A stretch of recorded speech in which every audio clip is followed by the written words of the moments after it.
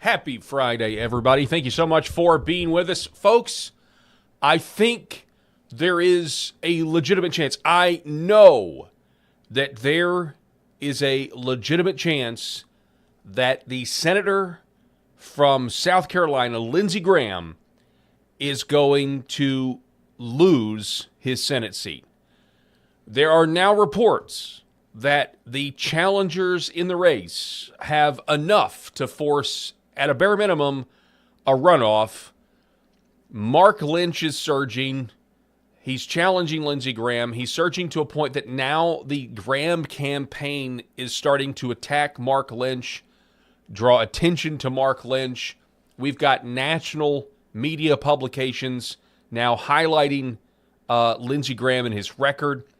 And now we have this story a couple of days ago that Lindsey Graham's support of USAID and the giant non-governmental organizations like the money laundering, essentially just for the military-industrial complex, intel oligarchy, that the situation that's going on in Iran right now, that we very well, Lindsey Graham, through USAID, may very well be responsible for the chaos and funding terrorist groups that are now closing or part of the closing of the Strait of Hormuz. Lindsey Graham, everybody's very upset about gas prices, and there's a lot of blame to go around, but Lindsey Graham is certainly now on the list. We're going to cover it. We've got a great show for you. It's also Friday. Happy Friday to everybody out there. The Paul Harrell program starts right now.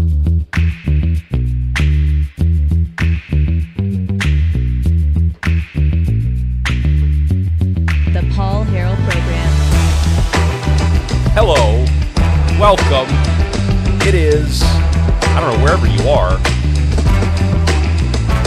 Let me turn this down a little bit. I'm flying solo today, as I do most Fridays, although we do have at the top of the hour, we're going to be talking to Anita Tibau about a story that you have not heard. I can promise you've not heard it.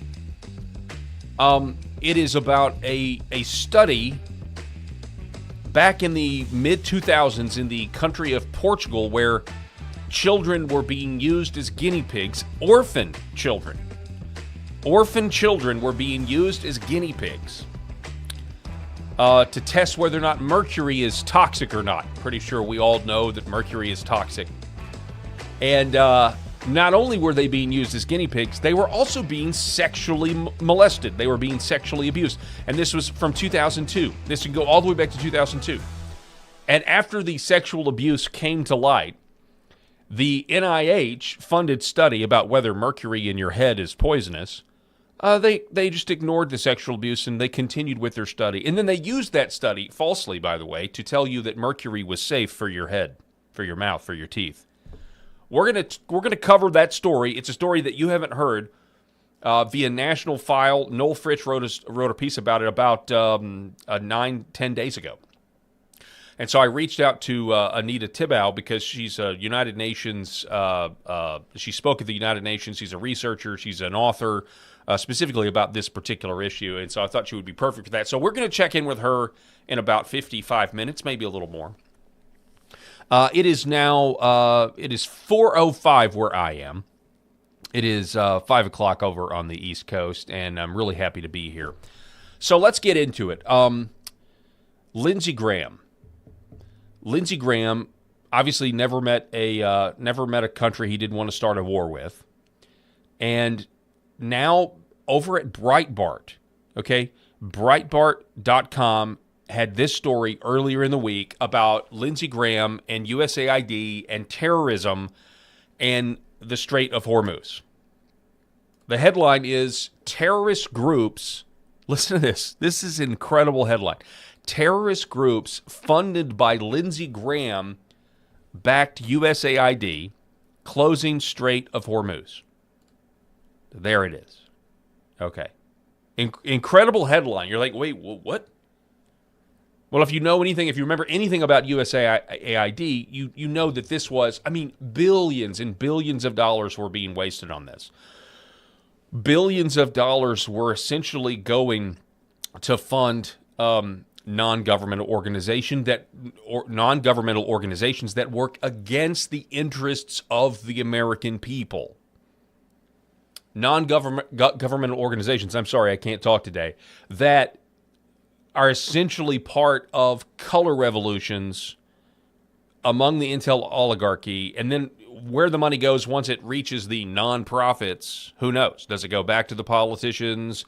Does it go back to un-American organizations that, want to steal our elections? All of the above, actually. But the deep state freaked out when President Trump got in there and started gutting USAID. Now, I don't think they went far enough, but you remember the hissy fits that these people were throwing. You remember organizations like the United States Institute for Peace that were actually had ties to terrorist groups, and they were trying to barricade themselves in office buildings. You guys remember all of this. Bradley J. over at Breitbart writing, I hope, his most popular article of the entire year so far. I hope this will be the most viral, most popular article for, during his entire journalistic career, especially this year. Because Lindsey Graham's got to go. Okay? And I know everything's blurry. I know the issue is blurry because I know President Trump, he started this war in Iran. I know we can get into all of that. And I also know that President Trump has endorsed Lindsey Graham, okay, which is kind of at odds with what he said in the past. And we actually have those clips for you about what he used to say about Lindsey Graham. But that doesn't mean the people of South Carolina are going to go along with this, because I think his luck has run out. If anything, the rumor mills about Lindsey Graham's personal life can't help his case either. I mean, the jokes write themselves, and it doesn't help when Lindsey Graham goes on national television and starts talking about, blowing them to hell. So Senator Lindsey Graham was the loudest voice, Bradley J. writes, on Capitol Hill calling for President Donald Trump to strike Iran. But Graham's longtime championing of a now shuttered governmental agency might have doomed the strike's ultimate aims, possibly dragging down Trump and Republicans with them. Graham remained the self-proclaimed big champion of the U.S. Agency for International Development, or USAID. By the way, USAID, or these non-governmental organizations, were instrumental in the Maidan Revolution in Ukraine back in 2014. Okay, this was led by Obama's Victoria Nuland, who had what appears to be some sort of personal vendetta. But you had a duly elected president of Ukraine that was more sympathetic to Russia. And so there was this Maidan Revolution, and you can read all about it, but the United States wanted somebody more friendly to the West, and that yada, yada, yada, big gap to fill there between 2014 and when Putin invaded Ukraine. But there was a long series of abuses and usurpations by the West and by NATO that got us to this point. But NGOs funded by USAID were almost certainly involved. They were involved. The NGOs were. Where did they get their money? Well, the United States Agency for International Development. So it goes on. Even as evidence mounted that the agency was misspending hordes of taxpayer cash on ill-advised foreign misadventures. Foreign misadventures like Ukraine, among many others that you and I don't even know about. So Trump effectively shut down the agency in 2025, with most sometimes reluctant Republican senators, including Graham, acknowledging the agency could use reform.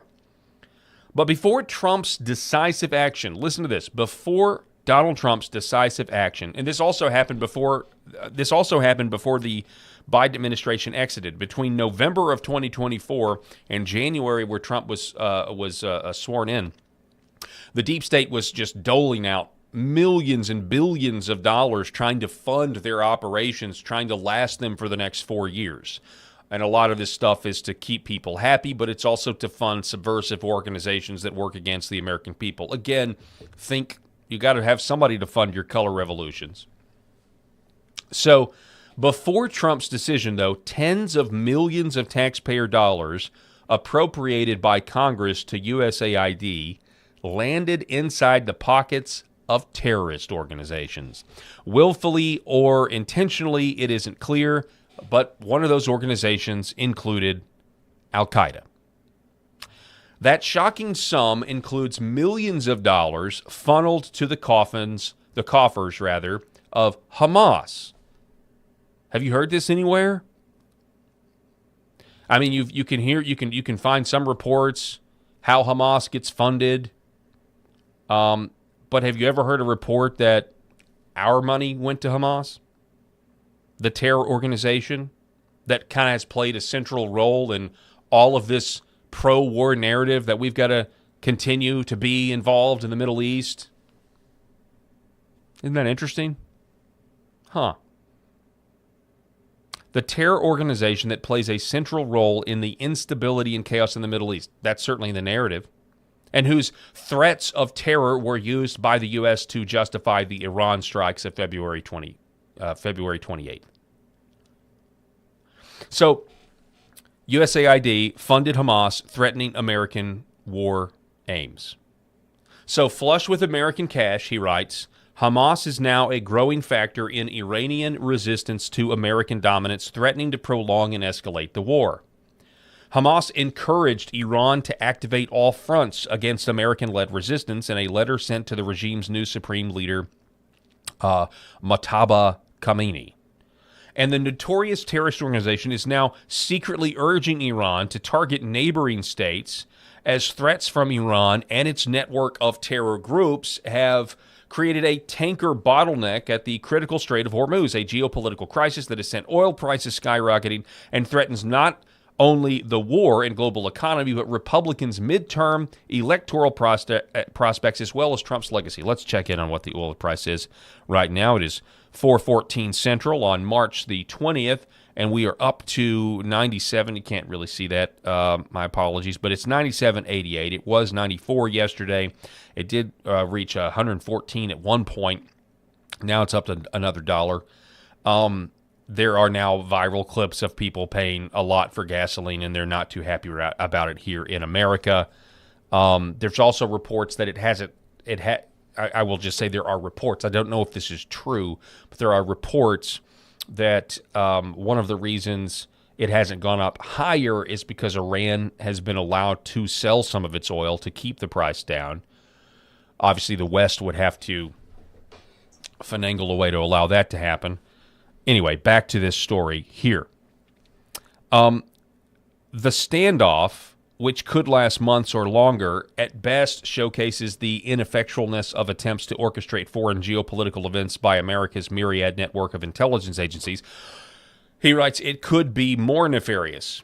Regardless, the South Carolina senator's fingerprints are all over the catastrophe. In February of 2025, as a handful of moderate and establishment senators pushed back on Trump's call to Doge USAID, Graham's past support for USAID reemerged. He said this, this is how Lindsey Graham, he was a big supporter of USAID, so this clip was circulating. Listen. Senator Lindsey Graham here. Happy anniversary to all my friends at USAID.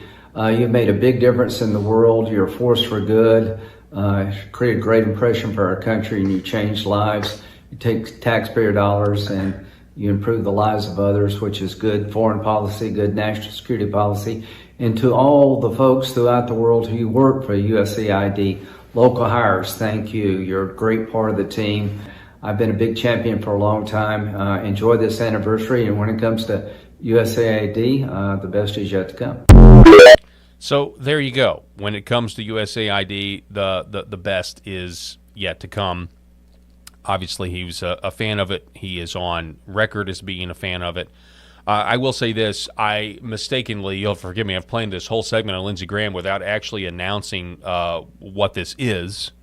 And, of course, it is Graham Watch time. That's what we should have started. We should start all of this. Senator Lindsey Graham loves new wars. This This segment is called Graham Watch, and it's dedicated to him. We see you, Lady G. You Lady G.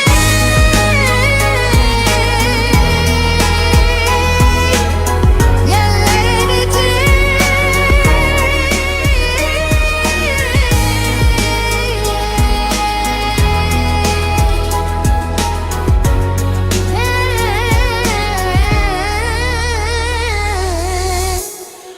Okay, so Lady G and USAID.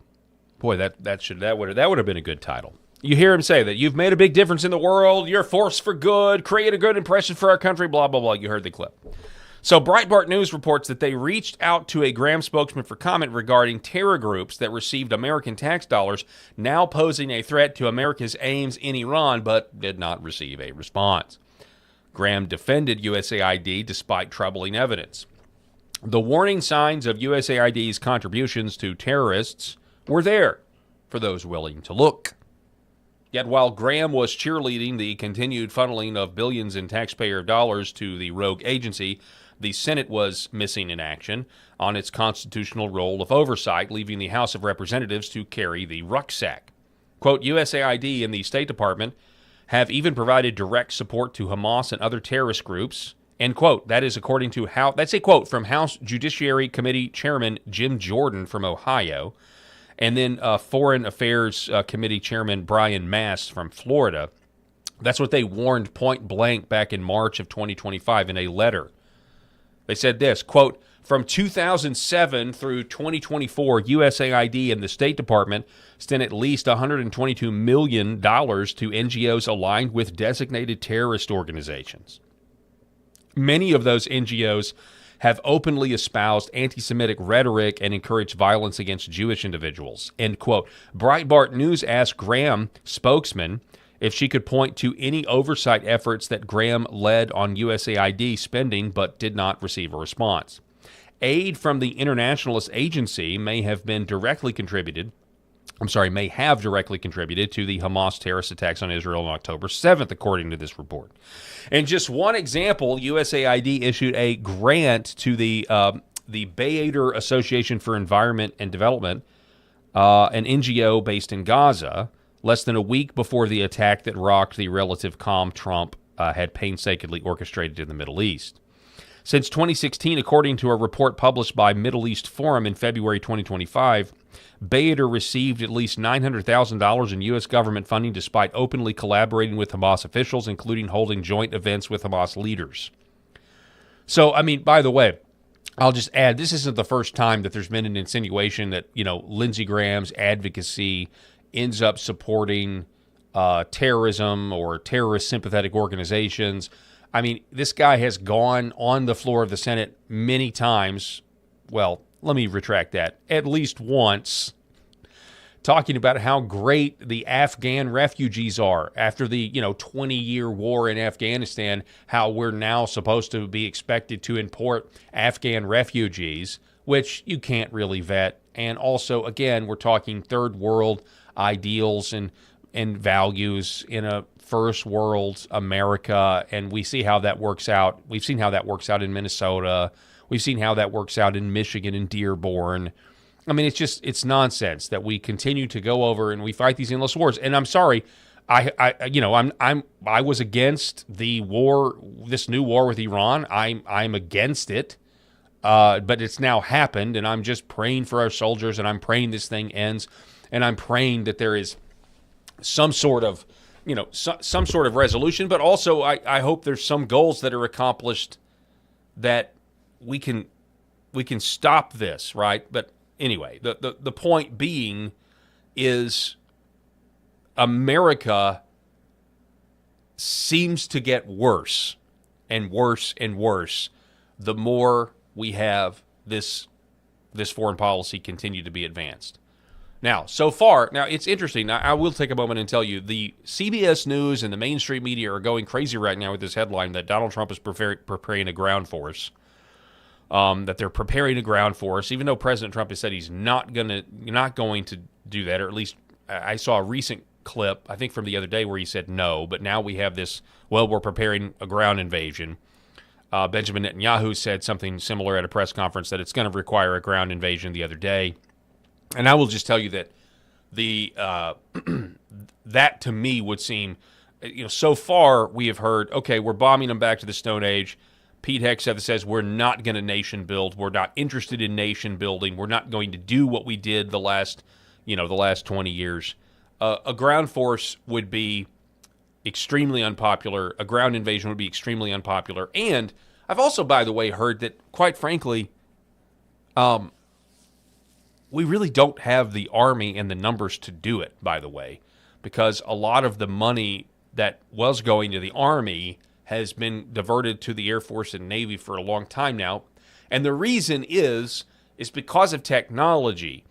And it's not just with the Middle East. If we were to go and invade China, for example, like if we wanted to do a ground, people have kind of gamed this out that I've talked to, and it's with satellite imagery. Like, there is no surprise invasion at D-Day. Like that, this doesn't really, it's not a realistic approach. I mean, you might have small, like we did in Venezuela, things like that with small forces, but in terms of like a mass ground, they'll see you coming from a mile away. They'll see you coming from a mile away. Anyway, I digress. Pray for our troops, and pray for those who've already lost loved ones, soldiers who have already died in the families. And let's get this thing ended. Let's find an off ramp sooner rather than later, because I am very worried. I'll be honest with you guys. So, hang on. Where was I in this article? So since 2016, according to a report published by Middle East Forum in February 2025,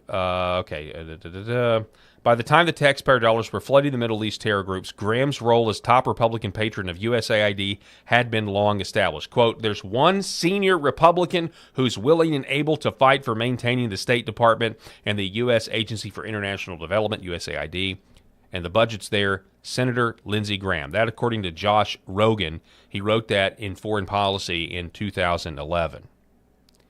So the hawkish neoconservative Lindsey Graham, Trump's 2016 rival turned consigliere, regularly boasts of his role as informal advisor to Trump, often sharing photos of their frequent golf outings.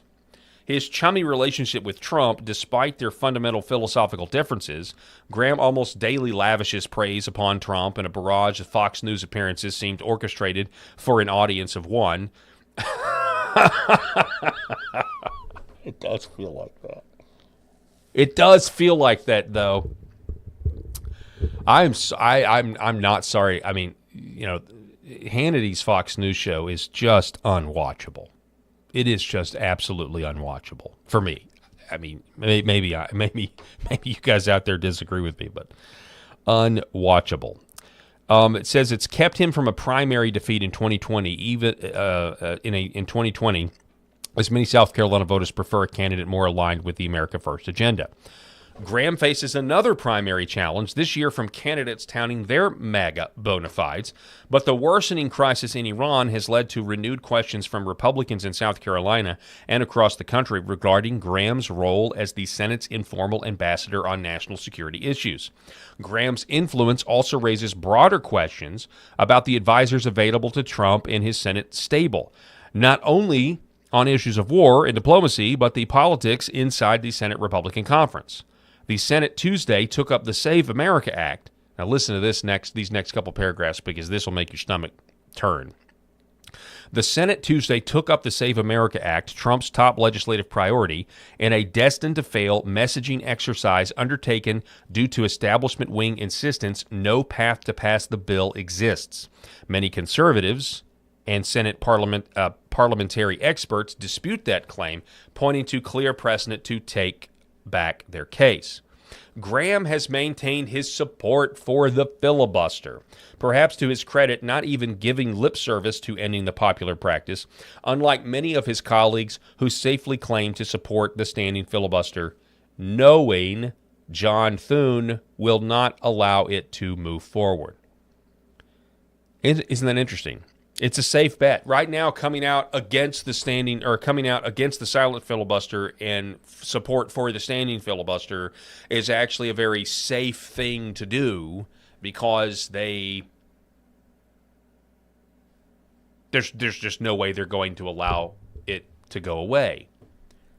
So when Mark Meadows talks about these senators who are for it, we really don't know if they are for it because they're not actually going to be given the opportunity to vote their convictions here. And as we talked about on the show before, so much of what goes on in politics at a legislative level, and this is true from the state house all the way to the Congress, they do not want to take positions, public positions. They don't want their votes recorded on controversial topics. This is one of this is one of their main goals, is to not be put in difficult positions where they will go on record going against, exposing themselves as not being for the people, but actually being for the swamp. And so the SAVE Act has been sabotaged by the GOP. Let me say that again. The SAVE Act has been sabotaged by the GOP. To the point where, and we talked about this at the end of the show yesterday, it was so frustrating that John Thune is now going to thehill.com and other media outlets, and they're quoting, basically they're admitting the SAVE Act is dead, and he, with a straight face, is now telling people, don't worry. Don't worry. We will use the Democrats' obstructionist, and we will use their votes against the SAVE Act to attack them politically. We will attack them politically in the midterms, and this will be a vulnerability for them. Yeah. So I don't even know. I mean, John Thune thinks it's 1996. Like, I don't even know how you honestly make that. Like, even some of these people, like, they're trying to be political. They're trying to cover their tracks with a legislative sleight of hand, and then they come out and they say something that it's like, do they not know that that most people are going to roll their eyes? Like the whole point of using their no vote against the SAVE Act that would provide voter election integrity, voter ID, end mail-in ballots, but they're not going to have any of those things. Do you think they care that you're now going to attack them politically when the whole issue is trying to secure our elections?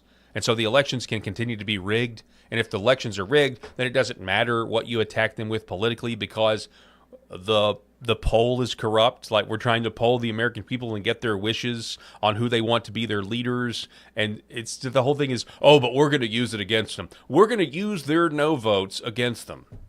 Instead of calling out his own people.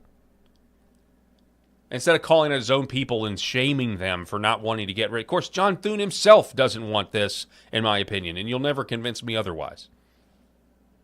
You'll never convince me otherwise. If you're just joining us, we are covering this story from Breitbart. Terrorist groups funded by Lindsey Graham-backed USAID closing Strait of Hormuz. If you're just joining us, that's what we're talking about. Graham faces another primary challenge. Okay, here we go. Graham's influence also raises broader questions about the advisors available to Trump in his Senate stable, not only on issues of war and diplomacy, but the politics inside the Senate Republican Conference. So we already covered that. Instead, Graham has loyally stood by Thune's decision to hold a show vote that, despite any merits, will provide cover to Republican senators unwilling to take steps necessary to pass the bill. Lindsey Graham quoted as saying in February, "I look forward to voting on the SAVE Act." The neoconservative wing of the party is flexing its muscles ahead of the 2028 presidential election after almost a decade in the political wilderness. I want you to marinate on that statement right there. The neocon wing of the party, and they obviously are, because we're in a war with Iran right now. Okay? While Trump created a new coalition of Republican voters, the neocon wing still holds power in the Senate, where career politicians cobble together decades-long tenures, 1 6-year term at a time. Throughout history, senators often hold the mindset that they need only keep their head down to outlast a president, in their own party or not, with whom they disagree.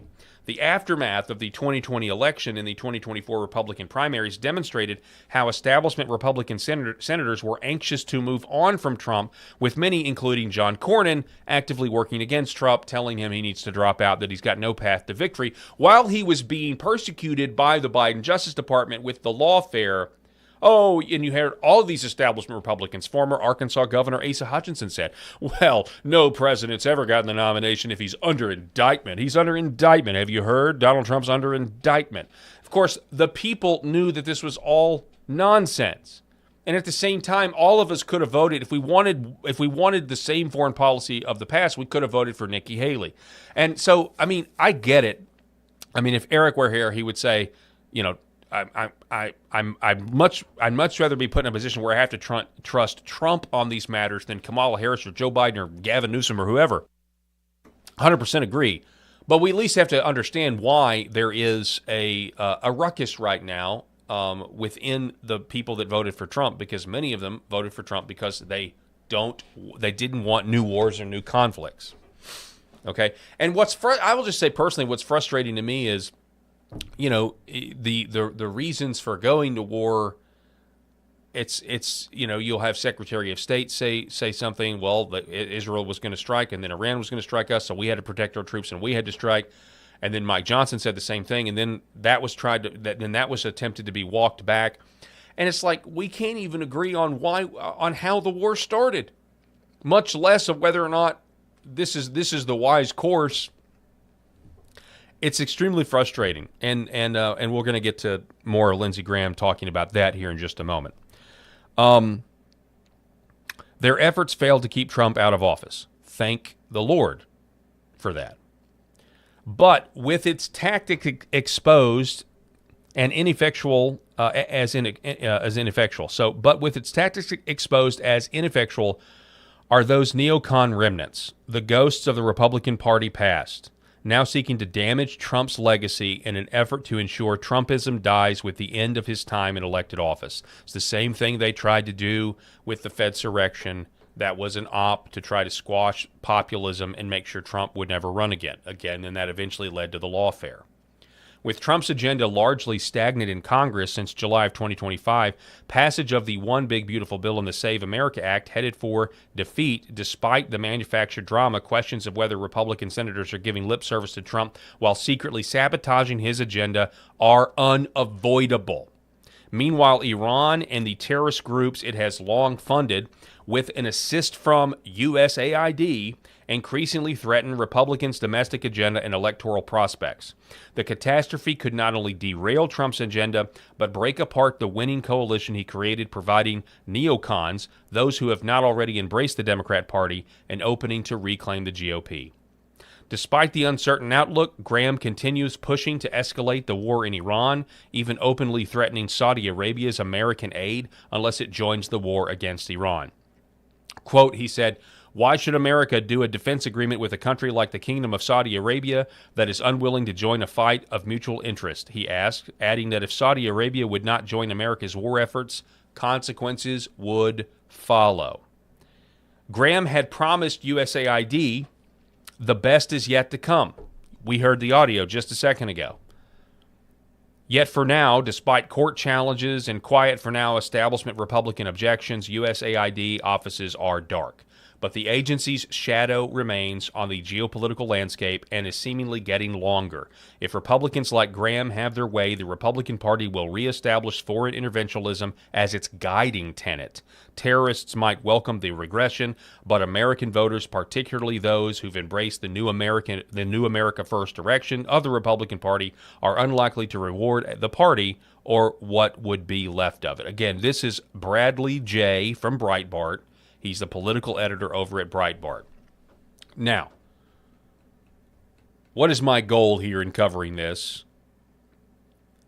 My goal, I'll just be perfectly frank, is that this information will lead to more South Carolina voters, South Carolinians, voting against Lindsey Graham. Okay, Lindsey Graham, you and I both know, Trump endorsement or not, Lindsey Graham does not like President Donald Trump. Lindsey Graham is upset that it took Donald Trump this long, okay, to attack Iran. All of them are. Like the idea of trying to be prudent, of trying to make sure it's the last resort. Lindsey Graham isn't that guy, okay? This guy doesn't need to be anywhere near President Trump. And honestly, unfortunately, the way the system works, if Lindsey Graham does lose, he's going to end up at some sort of Lockheed Martin defense contractor, cushy job, and he'll become a lobbyist on K Street. In all seriousness, that's probably what will happen. But I think this would be a good opportunity to send a message to the swamp, to Washington, D.C., that people are tired of mascots. If a Republican in name only, if they had a mascot, it would be this guy. It would be Lindsey Graham. He is the mascot of everything wrong with Washington, D.C. Now, on to why I think Lindsey Graham, there's a real chance that he's not going back to Washington for another 6-year term. And it has to do with the fact that now Lindsey Graham is starting to attack his opponents. Specifically, one of them is Mark Lynch.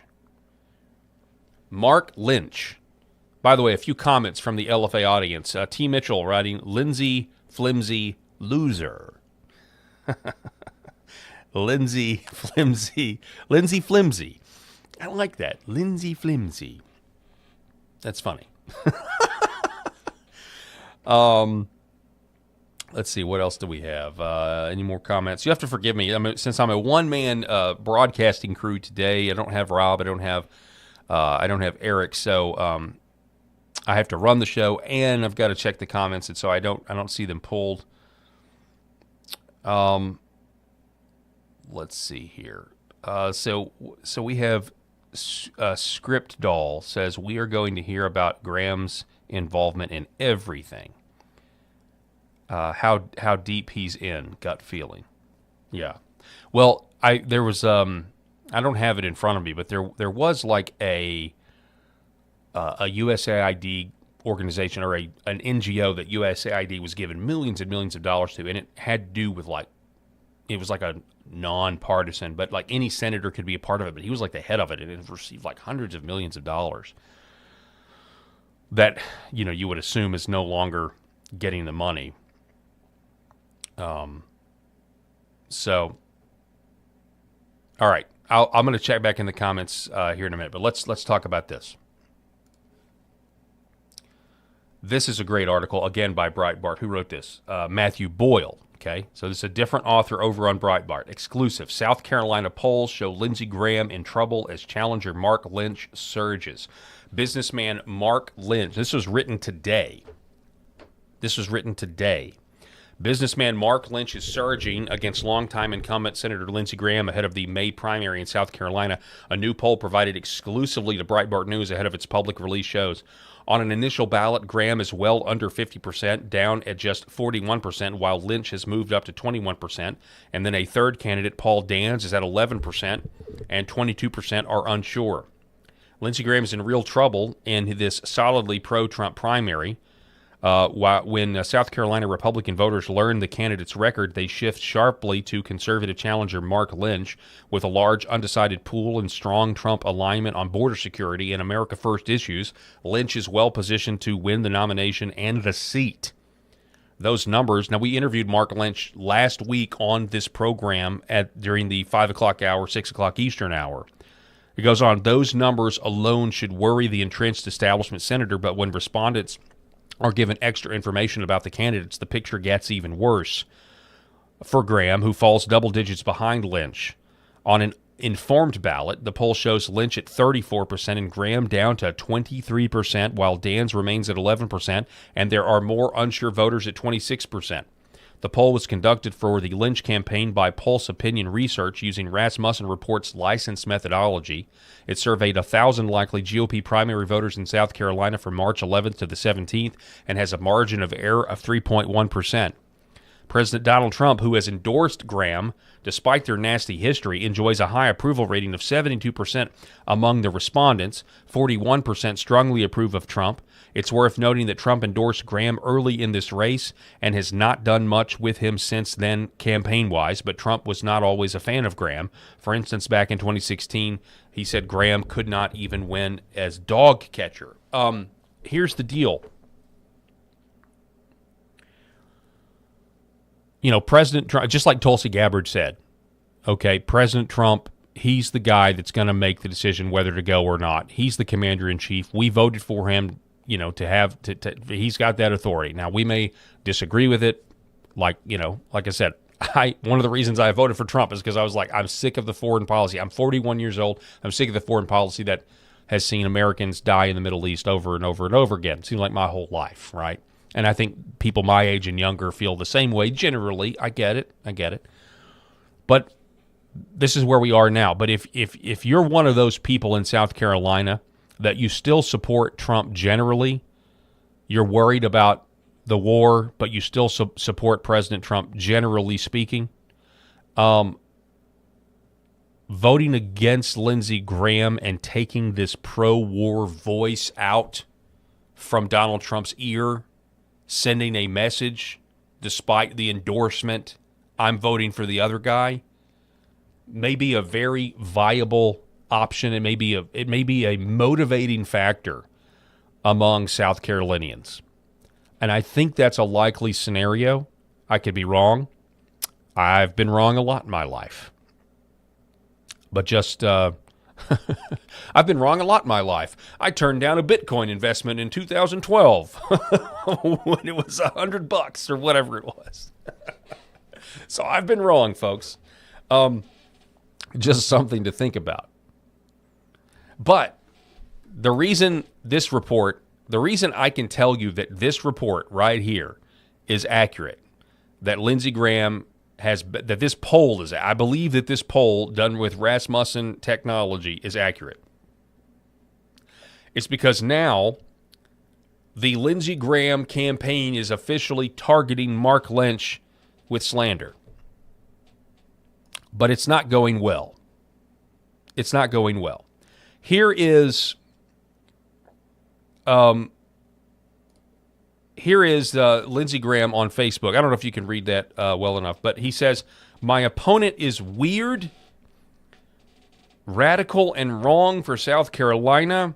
So to celebrate the beginning of March Madness, we're launching our own bracket challenge of his greatest blunders. Check it out and pick your champion, Mark Madness. So speaking of Mark Lynch, so Lindsey Graham is now putting out a gimmick campaign attack against Mark Lynch, calling it Mark Madness. And they're saying that Mark is weird, which is an odd choice to begin. You're going to tell me that Lindsey Graham, whose nickname, who is keeping the worst kept secret in all of Washington, D.C., you're going to tell me that the first political attack that they launch at Mark Lynch is calling him weird, quote, weird, end quote. I can think of a lot of terms for Lindsey Graham, and weird certainly more characterizes him than it does Mark Lynch, who was on this show yesterday, and actually he comes across as a quite normal, straight person. Just to be perfectly blunt. Lindsey's, I know politics. I know the this is great. I know projection, right? This is a typical thing. It's also a typical allegation to make in politics. Hey, you're projecting the very thing you're guilty of onto me. That's a lot of times that's what guilty people do, right? I don't know if I've ever seen a more clear-cut example of projecting in politics than they're finally paying attention to Mark Lynch. They're starting to attack Mark Lynch, but they're doing it by calling him weird, and they're calling it radical. I'm sorry. I think Lindsey Graham is radical. I think he's a radical warmonger who refuses to take responsibility for the thousands of dead Americans on his watch. He doesn't have children of his own, which is weird, and he's wrong about all this. Like it's crazy, but to call him weird is nuts. But he got roasted in his own comments. That's the point of all this. If you go look at the Facebook comments on this, Peggy Motes Clo over on Facebook says, "And trust me, Lindsey knows weird." Yeah. So they get it. They immediately get it. The average person doesn't take a political genius. The average person said, "This is reaching." David on Facebook, "It's hilarious. His own page gets trolled." Bugsy, "You calling anyone weird is the next level hypocrisy." Let's see. Another one here.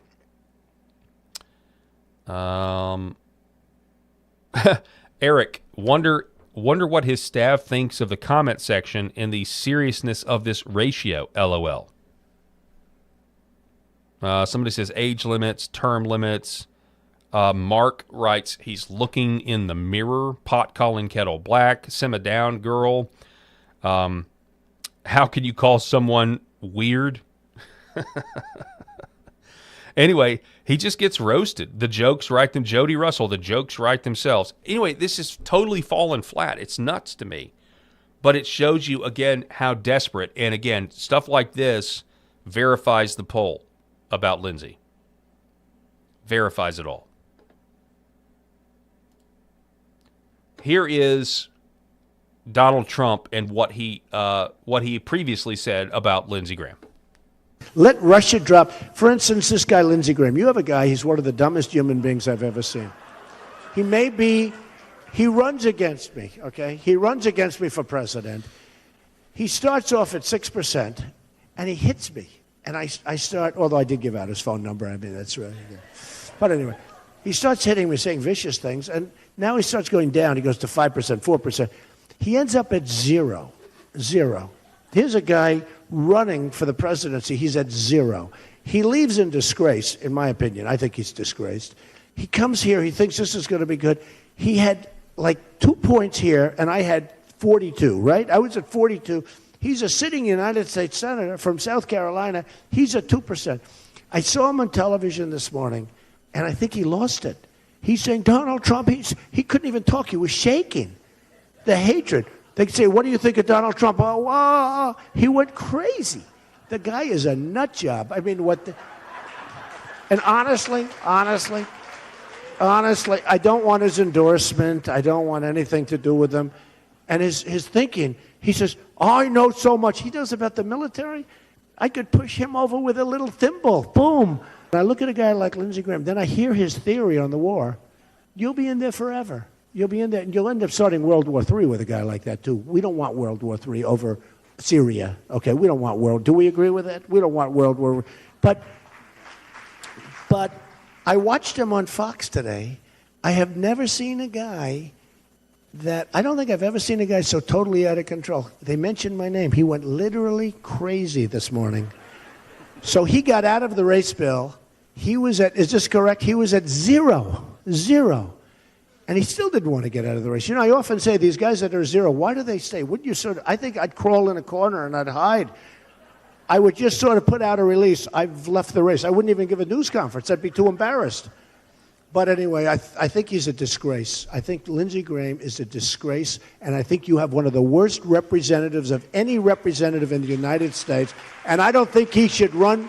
I don't think in this state, remember, I was at 42 and he was at 2 when he was running. In this state I'm talking about. He was at zero nation. I mean, the guy was at zero nationwide. I don't think he could run for dog catcher in this state and win again.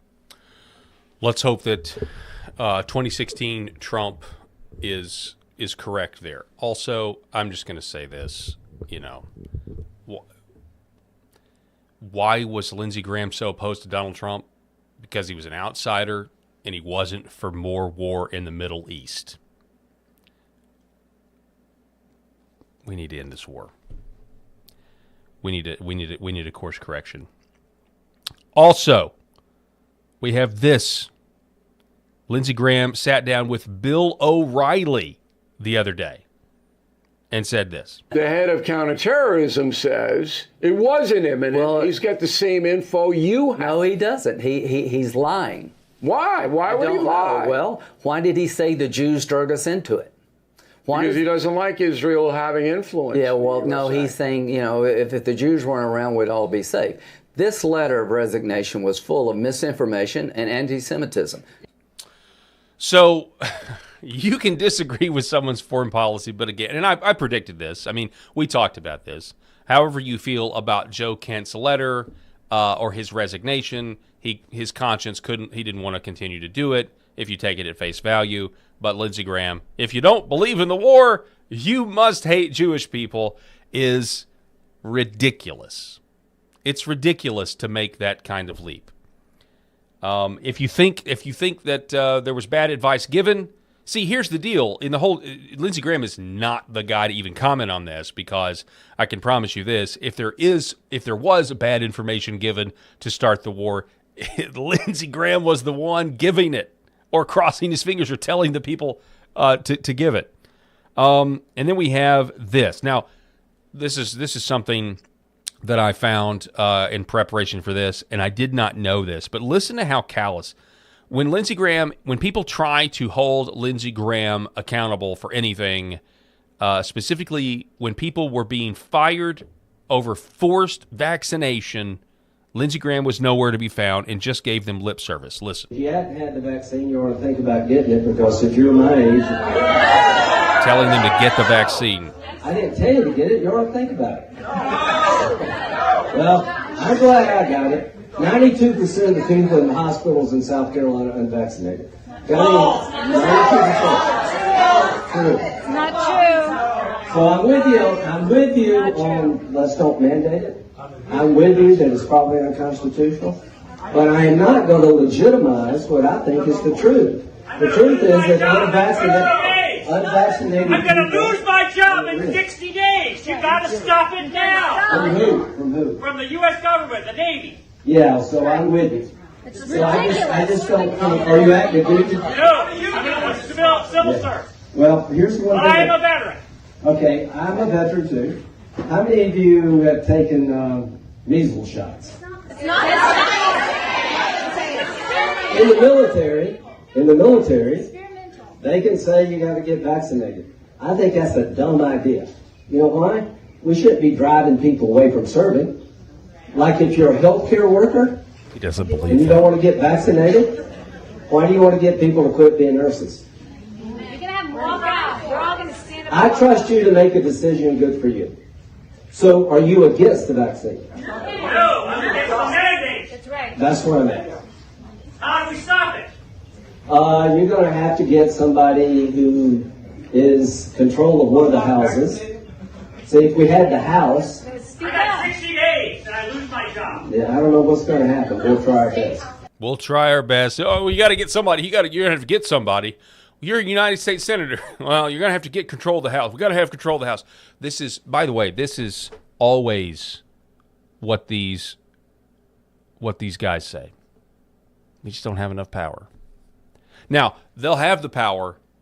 Like if they need to do something like the individual mandate of healthcare or the mandate of vaccines, oh, they'll do it. Oh, they've got the power to do that. Mandating it. When it comes time to strip you of your freedom, there's always the power to do that. When it comes time to take it back, oh, you'll have to get somebody else. That's who Lindsey Graham is. That's who so many of them are. And you know what? All politicians have a shelf life. That's what I've learned. All politicians have a shelf life. There's a finite amount of time. You know, they get in there and they're gonna disappoint you. We're not gonna agree on everything all of the time. Lindsey Graham's been in there since 2003. So if there was ever anything he did that was for the good of the American people, and I don't know, but it was a long, long, long time ago. A long time ago. And here is, I think, a quote. This is where we're kind of winding down our Graham Watch segment. I know it's lasted an hour, but I really had to get this off my chest. This is from the Palmetto Politics. Up for re-election, South Carolina Lindsey Graham appears invincible, and if you oppose him, he doesn't care. And this is the quote. Quote, I don't need a lot of outside validation for things when I know what the hell I'm talking about. You don't have to agree with me, but I believe I know what I'm talking about, and when I convince myself of something, I'm a force to be reckoned with, he says. Which is why he later said in that same Bill O'Reilly interview this. Do you think you're going to be successful? Yes. You do. Okay, but part B of the question is... If we're not, blame me, because I deserve blame. If we're not successful, you can blame me because nobody has advocated to take on this Iranian regime more forcefully than me. Okay. Do you think you're going to be successful? Yes. You do. Okay. John Yarder. All politicians are like diapers. They need to be they need to be changes frequently before the smell. I like that. Let's see. People are calling him arrogant. Let's see. What else do we have here? John Yarder. Lindsey is greasier than a cooked possum. That's pretty funny. Yeah, so feel free to keep signing off in the comments. Broadcasting here live from Arkansas. Let's see. Looking at some of your comments.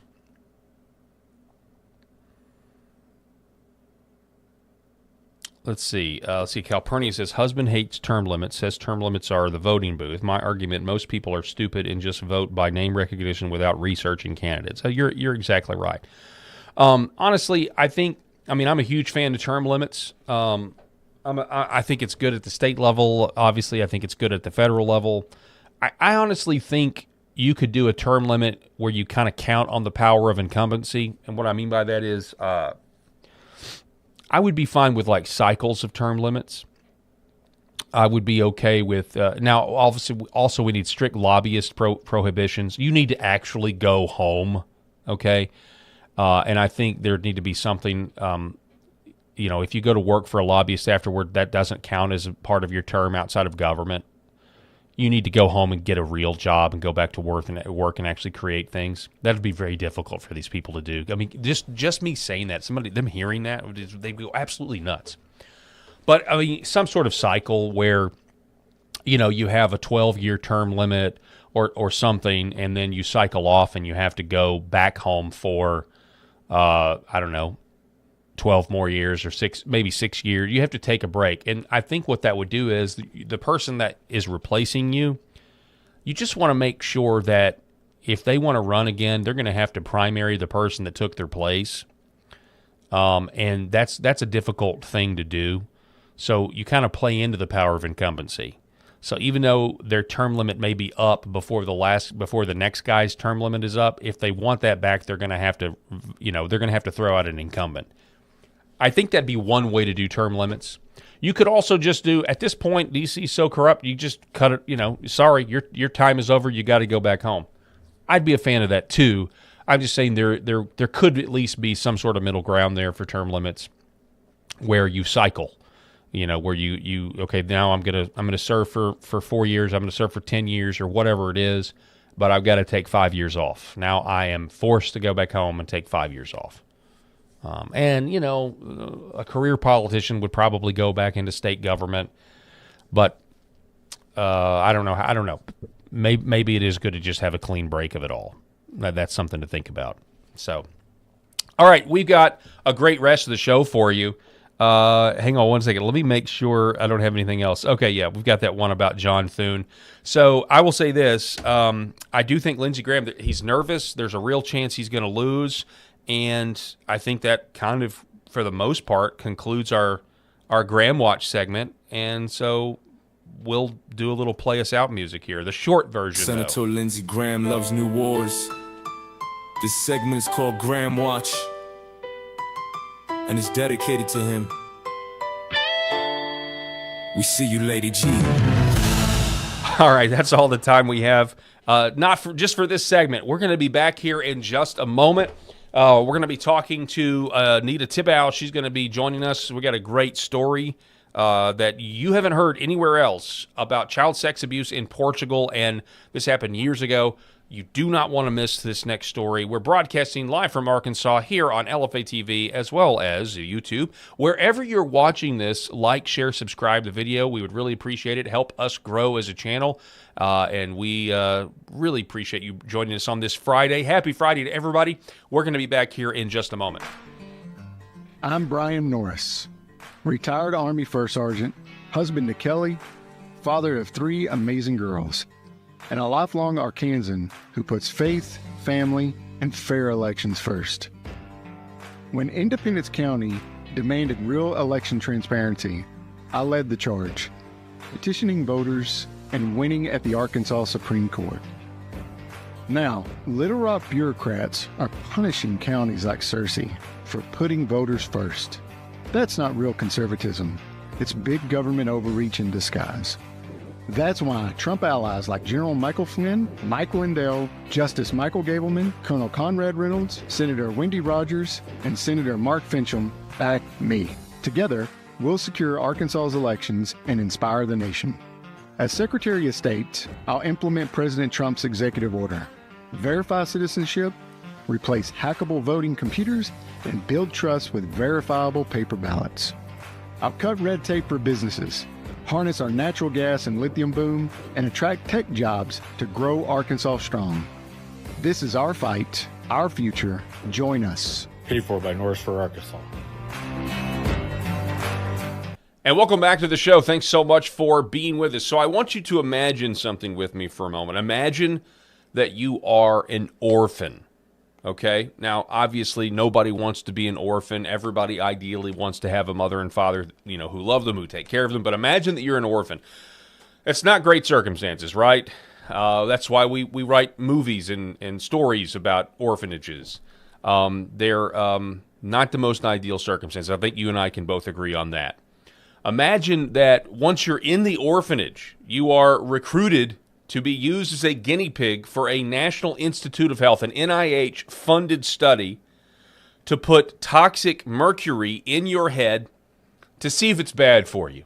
Well, we want to know if mercury is bad for you.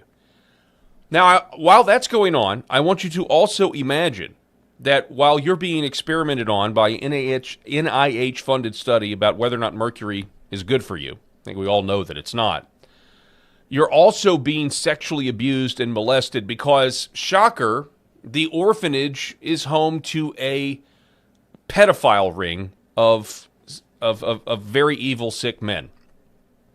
Imagine that when you finally get the nerve to become a whistleblower and say, hey, I am being molested inside this orphanage, and authorities are alerted. Imagine when that happens, the people at NIH and the scientists involved in doing this guinea pig study continue the study. Now imagine that after all of this is over with, that study that was conducted on you about whether or not mercury in dentistry is safe is used as the bedrock study, falsely by the way, to put out there that mercury is safe, and all of these people who are telling you that it's not are wrong because we've got this one study. We've got this one study right here that's going to prove all of the naysayers wrong. And it just happened to be a study where kids were molested. That is a story that is that is a story that is up right now over at nationalfile.com. By our friend Noel Fritsch. He wrote it back on March the 11th. This headline, exclusive victims of NIH Mercury study blew whistle on rampant sex abuse in orphanage. The deeply flawed NIH study continued. A controversial NIH-funded study many dentists in the medical establishment cite as evidence that mercury causes no harm.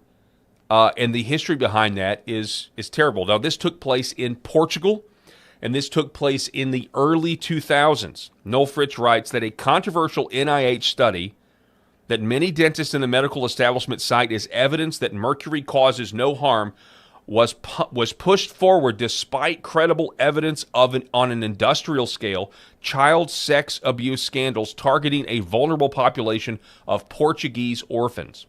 According to a national file investigation and NIH documents released after FOIA requests, many of those orphans have suffered devastating effects of prolonged exposure to mercury during the study, which came to be known as the Casa Pia study, in addition to the abuse, which was widely reported on by the mainstream media.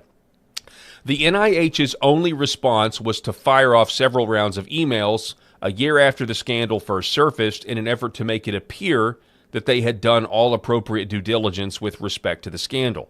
The investigation into sex abuse at Casa Pia began in 2002 and was widely covered by international media, including the New York Times, Reuters, The Guardian, CBS, and BBC. Now, much of this happened after you had convictions from the child abusers.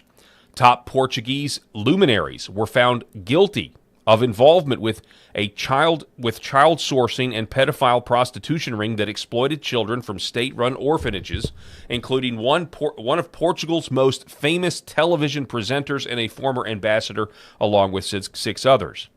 The controversial Mercury study continued apace until its completion in 2008, despite the scandal having been widely reported on beginning in 2002. The abuse whistleblower, who was about 10 years old at the time, blew the whistle in 2002. The NIH-funded study's top authors and researchers participated in sweeping the known sex abuse scandal under the rug so that the study could continue hiding it from government watchdogs for approximately 1 year. According to the BBC, child psychologists found that more than 100 children were likely to have been abused at some point during the so-called Casa Pia study, and unfortunately, police were only able to push the matter forward in only a minority of abuse cases, though half a dozen abusers were ultimately convicted. Casa Pia, through various schools and homes, cares for about 1,800 orphans and children whose families are not able to care for them. A man named Pedro Namora, a lawyer and a former pupil who helped journalist Felicia Cabrita break the story in 2002, remembers his teacher's dedication with fondness. Namora also condemned the director's failure to safeguard the well-being of other children at the time. Quote, these were kids from deprived backgrounds seen as rubbish, Namora said. Incidents were reported, but officials washed their hands of it. The results of the Casa Pia study have now been used for decades to perpetuate the continued poisoning of children and adults with mercury.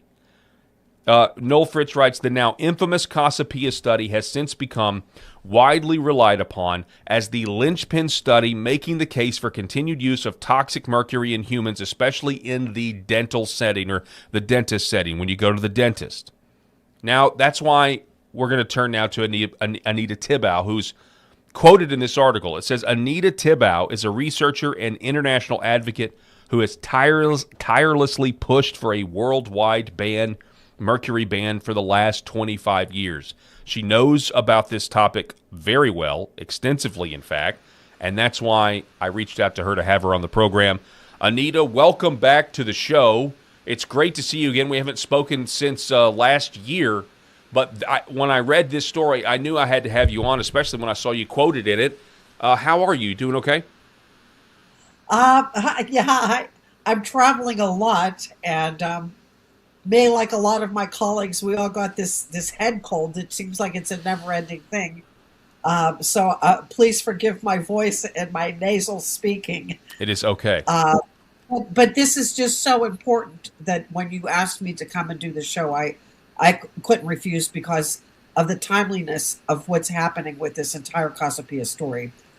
In 2012, I went with a colleague of mine to Portugal to work on an undercover expose with a journalist there who addressed the mercury side of this story, but never put together the molestation side, which is now in the news everywhere because of the Jeffrey Epstein files. That I'm hoping now that the kids that were involved in the original study will be able to have restitution and help, because our government taxpayer dollars funded this study of about $11 million, which, triple that in today's currency. And the most problem that I always had with all of this information was in 2002, when they found out that these kids were being molested, they did not stop the study. And they really did. They did like a magic trick, and they kept it going. And they used this as the foundation to say mercury is safe. And therefore, in 2006, when they published this paper saying that mercury in dentistry is safe, it became the benchmark.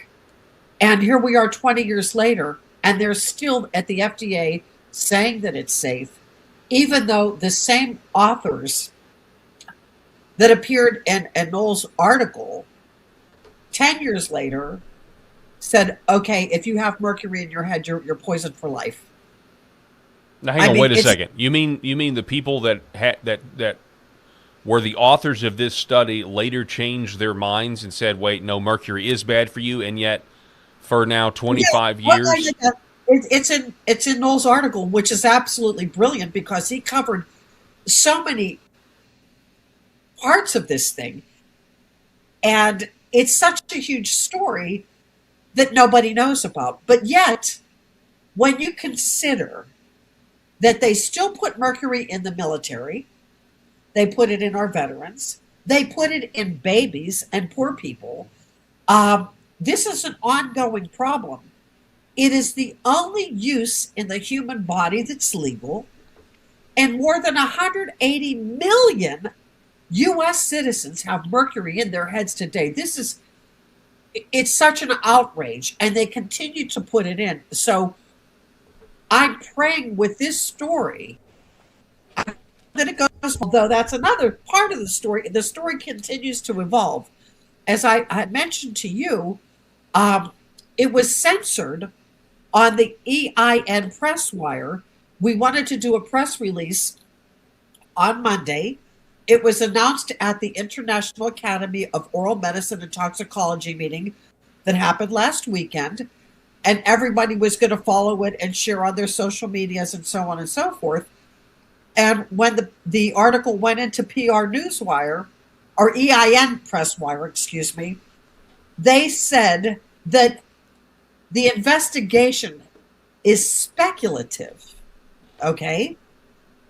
So I'm going to interrupt you here. So just so you know, you see on your screen there, EIN Press Wire. Okay, this is just the world's leading. They brand themselves as the world's leading press release distribution service. You can reach millions with one click when you use their service. A way to get your message out if you're an organization. They've got the way to do it. Okay, so you guys sent. Use their service to send it out to the wire. Hey, look, we've got this story, and they said it's speculative. Wonder why. What was it specifically the story that Noel Fritz was running, or a variation of that story on a national file? Yes, it was the information that he reported on, and distilled down for a normal press release. Okay. And they rejected your press release because... They rejected it. They rejected it twice. Okay? So talk about censorship. It's alive and well, just so your audience knows. And the thing is, this is all based on freedom of information documents. All of it. This is not speculative at all. The documents exist. A lot of them are in the public domain. And... this, to me, is so outrageous because when we can think of the big lawsuits that came before, like the tobacco or the Roundup. Now we have COVID lawsuits that are starting to pop up. And they're burying this story. And this story is so important to humanity because, one, so many people, even just this alone, have mercury in their teeth today, and they don't know it's a neurotoxin. They've been told it's silver. They've been told it's safe by the FDA. And they have been told that you don't have to worry about it, when everything that they have been told is really based on current science is not true. Well, and I mean, I know you are exactly right about that. We've had you on several times talking about it. You have spoken at the United Nations. You've been trying. Well, just so everybody knows, let's just remind everybody that Europe has essentially abandoned mercury, but here in America, we're still holding on the last grasp of this neurotoxin that we want to still keep in dentistry. And you've got these organizations, like the American Dental Association. It just seems like they refuse to change with the times. They refuse to acknowledge what they've done and what they're continuing to do. Would you agree with that? Absolutely, because, I mean, when the whole European Union, 27 countries, banned it in 2025, and I was at the last UN meeting, it was the Conference of the Parties 6. And mind you, I've participated since before it became the Minamata Convention on Mercury Treated. My first trip to the UN was in 2002. So I've spent, 25 years in that system watching the corruption at a global level, not just a U.S. level, but the global level. And what was the consensus or agreed upon at this last meeting at the UN in November was that we would wait another 9 years for the rest of the world to ban mercury in dentistry. Well, I was so outraged by that. I said, no. We have to do something else. And the only thing that really came to my mind was this Casapia story. And it's based on everything that's happening in the world today with the Epstein files. So I think that's a very smart and reasonable thing to compare to. I mean, I don't know. In what world are you an NIH researcher? Let's give them the benefit of the doubt. Let's assume that they're really there to find out the truth about mercury. We want to know the truth about it. In what world, in the midst of the study, does a pedophile ring get busted at the orphanage and you don't end the study? I mean, it doesn't even have to be specifically a scientific study. If you were doing any activity, if you or me or any normal person were engaged in some sort of project and you found out the people that you were working with or in the vicinity of were involved in molesting children in a pedophile ring, you would back away from that and know this is going to delegitimize everything that I'm doing. But no, the NIH-funded study, the people in Portugal didn't. They didn't back away. They didn't abandon, and the study continued for years after that. And they did it because it was a cover-up. And I want to get your response to that, but I'm going to throw this back up here because this is incredible to me. Noel Fritsch, nationalfile.com, writes, emails show the researchers conducting the Casapia study knew about the ongoing sex abuse scandal. Despite this major red flag and despite government regulations in place designed to protect the subjects of studies, especially vulnerable populations, like orphans who don't have a mom or a dad, the study continued anyway. In a 2003 email, Dr. Timothy DeRuin admitted that he had known about the sex abuse claims for a full year before notifying anyone about it. Dr. DeRuin, the Executive Associate Dean for Research and Academic Affairs at the School of Dentistry at the University of Washington, was responding to an inquiry by NIH's Lawrence Tabak. Dear Larry, Norm indicated that you wanted to hear from me directly about the situation at Casapia in Lisbon, and why I had not notified NIDCR earlier. In hindsight, I probably should have said something earlier. We first had any indication of a problem in October of last year when our psychologist, Dr. Brenda Towns, along with the neurologist from the University of Lisbon, and then Isabel Pavo interviewed and examined several children who were identified as having the largest changes in behavioral test scores from the previous year. One student reported a history of sexual abuse from a staff person at one of the Kaya Pia schools, but also indicated that he had reported the problem to authorities and the police. While several former students may have been affected, I did not understand this to involve scores of current students. I don't know if the rate is 2% or 3% of abused kids in this population is significantly higher than any other demographically similar populations. Oh my gosh, so right there, he's trying to justify it. Like, meh, all the other studies that we do may have abused kids. Who knows? So probably no big deal. Then he says, I do apologize for not notifying you earlier, but it was not clear to me whether the study was significantly affected. Again, are these people mad scientists, Anita? It would literally take a mad scientist to say, my work is now involved with kids who have been sexually abused, but we're going to continue the Mercury study anyway. It's wicked, man. It is a wicked type of mentality. Go ahead. Well, I did a few more things because I wanted to create a paper trail. Honestly, my first was to file a citizen's petition at the FDA. And I believe you had me on shortly after that. Yes. And that was to alert them once again at the FDA level, because the FDA is the dental device department. Okay, so they are the regulatory body, FDA dental device department, that are in charge of mercury dental amalgam. Now, mind you, mine is not the first citizen's petition. There's been many before, and there's been some after.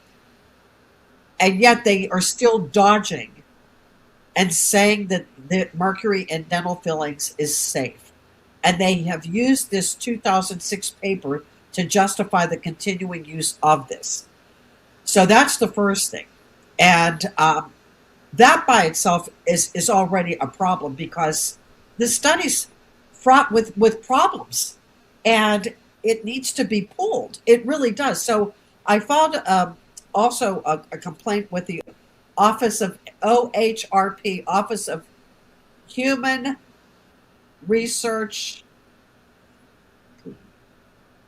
Oh God, I can never remember it. It's one of those acronyms. OHRP. Look, I mean, you don't want to make me memorize acronyms, so we will take your word for it. Yes. Okay. So the acronym is OHRP, the Office of Human Research Protection. I think it's protection. And when you start to look at their guidelines, when you do a human study, especially with children, they're supposed to have advocates. And based on what I learned, really into these documents again, is that the kids that were actually the ones that didn't have parents, the orphans in the study, there were a total of 500. Let's say 250 got mercury, 250 did not get mercury, and we don't know the numbers who were orphans or not orphans, but that's a large chunk of the study. That's a fifth of the kids should have had individual advocates, third-party people for each individual kid. That didn't happen. And that was part of the research study that was mandatory to even get the money to do the study. So all of the money that they got to do this study did not follow the guidelines that were set up when the study was originally accepted and funded. Okay? So this is also part of the bigger problem. But for them to come out in 2006, and they skewed all of the data, they didn't look at so many other things. And we're talking about one of the researchers was an expert in genetics. And he had published on, dentists, saying that if you're exposed to mercury and you're a dentist, the outcome is bad. And this is the same guy.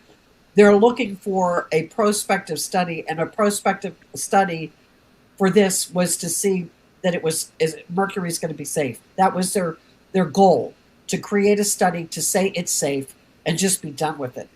Yep. But what wound up happening is 10 years later, or several of the researchers come out and say, oh, no, it's not safe at all. Okay, so let's talk about that. This is from the article. NIH omitted. So we can talk, we just talked about how the optics and why anybody would continue the study after the abuse. NIH omitted critical study information in order to skew the results.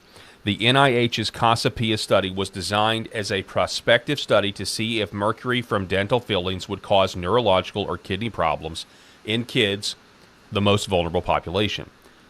The summary of Dr. Woods and DeRuin's study claimed that mercury did not harm kids. Quote, we observed no significant effects of dental amalgam mercury on measures of renal, functional integrity during prolonged course of dental treatment in children and adolescents, end quote. But Wood's study, he makes this bold claim despite the fact that his own study admits that mercury has been known to cause renal damage since at least as far back as 1982. In the wake of the Wood study, a veritable cottage research industry developed as a hedge of protection of mercury usage using Woods and DeRuin's Casapia study as the linchpin. So we always hear, and I'm more familiar with this phenomenon, Anita, when it comes to climate scientists. I've always heard, these climate scientists, they get a lot of this money, they're getting paid to do the study, but they're getting paid to do a study where we want the climate alarmism because we want the communist policies that are always the solution to protect the environment, right? Is that also what's going on here? That this is just about the money? The scientists are supposed to go in there with a predetermined result? Do you think that's what happened here? Well, when you look at the data, and then you go forward into what actually got published after they had published this original research, what other conclusion can you come to except it was fraudulent from the get-go?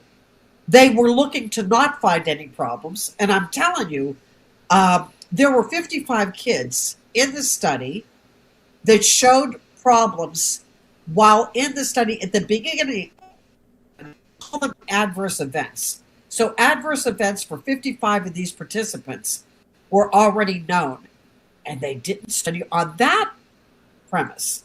So, when you look at everything and you put all of this stuff together and understand that 20 years have passed and they're still putting mercury in people. So let's say almost 2 generations of people are being poisoned because of this same study that should be pulled regardless. It's a crime against humanity. I can't, yes. I'm part of, you can't sugarcoat the obvious. You can't. You're poisoning people for profit, and that is what it is. So if your motivations at the outset of a study like this are already nefarious or already have, you're not approaching this like a scientist would, you're already sacrificing the scientific method, that you learn in biology 101 or whatever. To me, the fact that they just ignored the child sex abuse, like, oh, well, let's just keep going. It just, in my gut, it just tells me, okay, well, you guys had a scheme from the beginning here, right? If you needed to get accomplished. Say that again. I said that's if you're a common sense critical thinker, there is no other conclusion that you can come to except the one you just did. Exactly. And to your point earlier, a subsequent reanalysis of the Casapia Children's Amalgam Trial by David Greer and Mark Greer identified significant adverse effects that were obscured in the original publications, particularly among the boys. When the data were examined, some boys demonstrated markedly worse outcomes across multiple neurological and behavioral domains with increasing exposure to mercury from dental amalgam. In those adversely affected children, higher mercury exposure was associated with significant deficits in attention, memory, and motor function compared with other children. The magnitude and consistency of these differences indicate that mercury from dental amalgam produced measurable harm in particular groups of children. The Greer reanalysis demonstrates that the Casapia trial did not show no harm but rather revealed substantial neurobehavioral impairment among genetically susceptible boys exposed to mercury. And yet, they took the study anyway, and just like what RFK said. I mean, RFK said that they had that he exposed. He did this in committee where they had this data that said that boys that were getting the current vaccine schedule were more prone to autism, particularly black boys. And he has evidence that they gutted that information. They literally edited all that information out to publish it to say there's nothing wrong with vaccines. So this is a pattern with these scientists, and it's ridiculous. These scientists are viewing themselves more like clergy, and this is some sort of religion and some sort of dogma that's not based on fact, but it's just based on belief that they're forcing on the rest of the planet. Yeah, well, when you start seeing how much money these guys got paid, it's egregious. It's just so outrageous to me.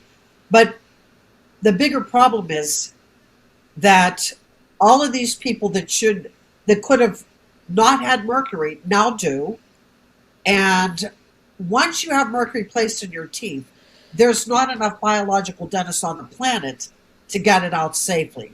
I mean, there's, in the whole grand scheme of things, we're talking about a handful of dentists that know how to do it safely to protect the patient and themselves versus everybody else.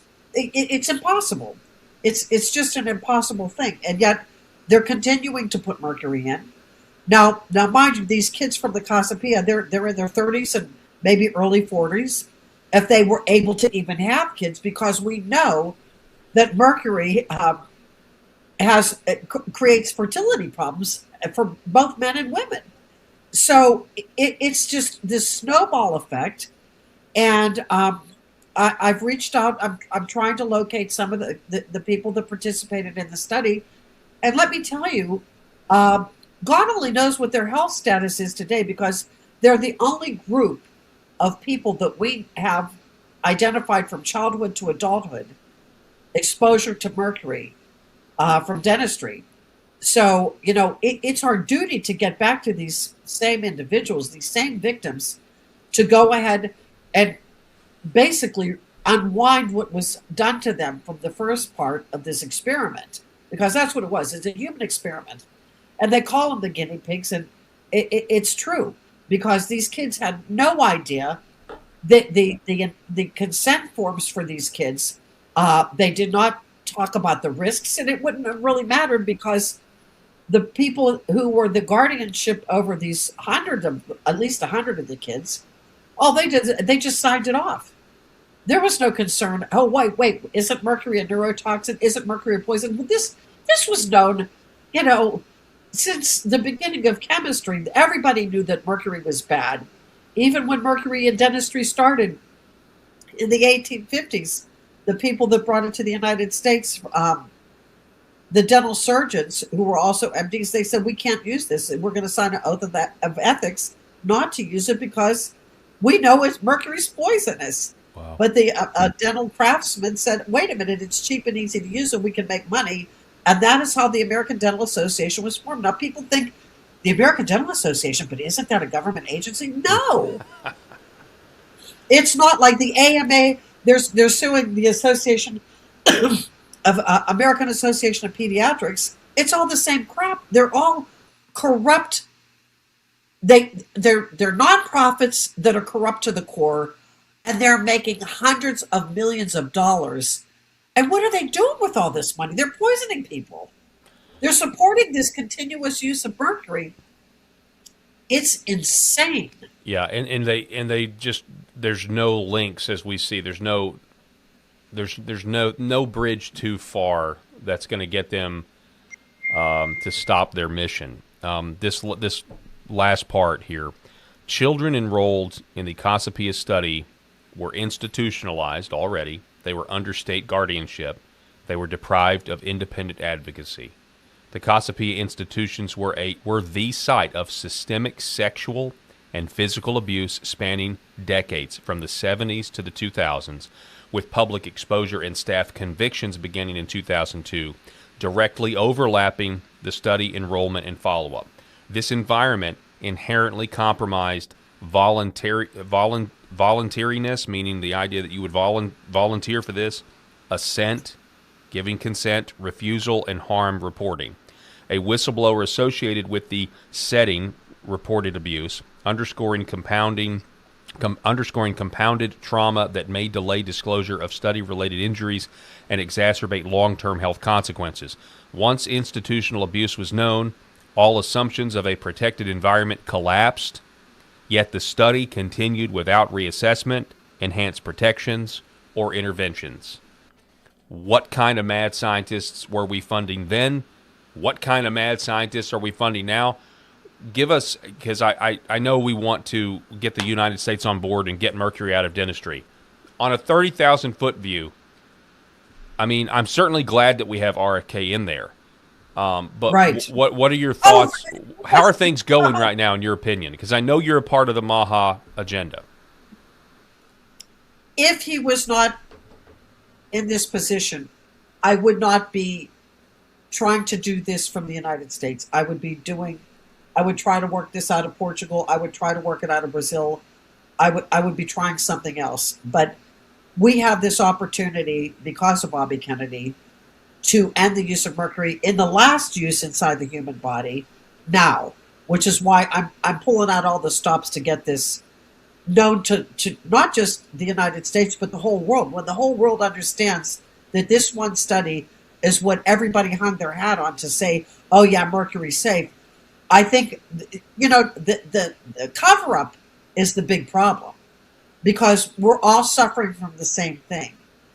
People that have mercury in their heads today, chances are the majority of people, and it's horrible to say, but it's the truth. People need to know the truth. If they have health problems, they better start looking in their mouth to see, hey, do you have those so-called silver fillings? They're not silver. It's mercury, 48 to 54% mercury. Mercury is a known neurotoxin. Mercury causes all kinds of havoc inside the human body, and diseases linked to mercury from dental fillings, there's a host of them. And what happened in 2016 was there was the National Health and Nutrition Examination Survey, another acronym, NHANES, finally published the amount of mercury inside the U.S. population versus composite resin restorations for dental fillings. And they came up with a number of people over the age of 15 have more mercury fillings than resin fillings. So if you cut the population in half, you figure, let's say 180, if there's 360 million U.S. citizens, right? But I up it because they didn't look at babies, 2-year-olds and up. And we know that they're putting mercury in babies. We know this. So that number of over 50%, we know it's going to be higher because they didn't count, a huge part of the population. And we also know there's not enough dentists to remove it. So at least we can stop poisoning people. And that's what Dr. Olimpio Faisal Pinto from Brazil said, 20 years ago at a Congress in Brazil at a federal hearing. He said, we may not be able to save everybody, but we can stop poisoning them. And this is how many years ago? I mean, this guy is 93, and he's been fighting this fight his entire life. I would like to see this end sooner than later, and our only chance to see this happen is with Bobby Kennedy, period. If he doesn't do it, then, shame on all of us, really, because we're failing. We're failing to get this out to the public. Because everybody needs to know this. Everybody. And I think they'd be outraged. Well, I'm so glad that I, was introduced to you. I don't know how many years ago it was. Or it may just be 1 year, 2 years. I'm not really sure. But I'm glad I was introduced to you because I actually, contacted a biological dentist because of you. I had a root canal that I felt like, was giving me problems. There's a lot, this is kind of mercury aside in terms of, root canal issues, anaerobic bacteria that can leak into your bloodstream and that sort of thing. So I sought out a biological dentist, had the root canal removed, but there was actually mercury inside the tooth still that I didn't even know was there. And so the mercury had to be removed first, and then the tooth was extracted. But in the course of talking to this particular dentist that I went to, we asked him. Me and my wife were there, during the extraction, and we were asking him. I wasn't asking as many questions because I had my mouth open, but she was asking him, how did you start to do this? Like what caused you to do this? And he said, well, I had this young man, about 18, 19, 20 years old who was on disability. He could no longer work because he had all of these health problems. And his mom came in with him and said, I would like for you to remove the mercury from his mouth. I think this mercury is what's making him so sick. And at the time, this dentist was not on board with, he wasn't anti-mercury at the time. This was back in the 80s. Okay. But he said, but I was a Christian, and I did believe in the idea that, hey, if this is what the patient wants, then I'm going to give them what they want. This is what they believe, and so I'm going to have an obligation. My faith, says I have an obligation to do what they're asking me to do. So he did it. He removed them. This guy had a lot of mercury fillings, and 6 months later he was back in the workforce. 6 months later he was off of disability, back in the workforce, and all of his health problems were gone.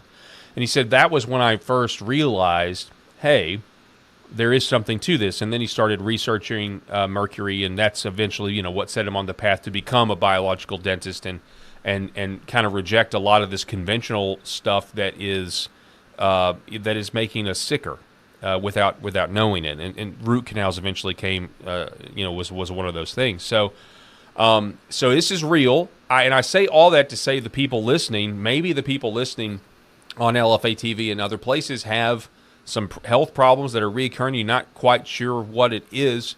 Anita is right. Maybe you should look in your mouth. Maybe your teeth are feeding your system neurotoxins or anaerobic bacteria. And I'll let you respond to that. Absolutely, Noel. And I'm sorry, Paul. It's okay. I associate you too. And it's been a long week. But Paul, the thing is, whole body health starts in your mouth. That's a fact. You cannot deny it. And medical doctors, even integrative doctors, are not telling the patient, do you have mercury fillings? Do you have a root canal? Do you have implants? Do you have nickel crowns?